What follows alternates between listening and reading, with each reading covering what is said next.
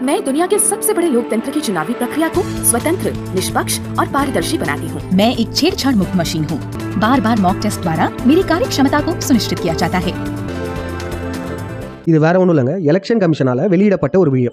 EVM மூலமா நடத்தப்படக்கூடிய election ரொம்பவும் நம்பகத்தன்மை வாய்ந்ததான். இந்த இவிஎம் எலெக்ஷனுடைய நம்பகத்தன்மை இன்னும் கொஞ்ச நேரத்தில் எல்லாருக்கும் தெரிய போகுது. சமீபத்தில் நடந்த லோக்சபா எலெக்ஷனில் மிகப்பெரிய தவறு செய்யப்பட்டிருக்கு. அதை இப்போ 5ஆம் தமிழர் சங்கம் எக்ஸ்போஸ் பண்ண போகிறோம். இதனால தமிழ்நாடு அளவில் மீண்டும் எலெக்ஷன் நடப்பதற்கு வாய்ப்புகள் இருக்கு. இன்னும் ஏன் இந்திய அளவில் கூட மீண்டும் எலெக்ஷன் நடக்கலாம். ஏன்னா அப்படிப்பட்ட ஒரு தவறு இது. அது என்ன தவறுனா, ஜூன் 6ஆம் தேதி அனிகேட் அகா என்ற ஒருத்தர் எக்ஸ் வலைத்தளத்தில் ஒரு ட்வீட் போட்டிருந்தார்.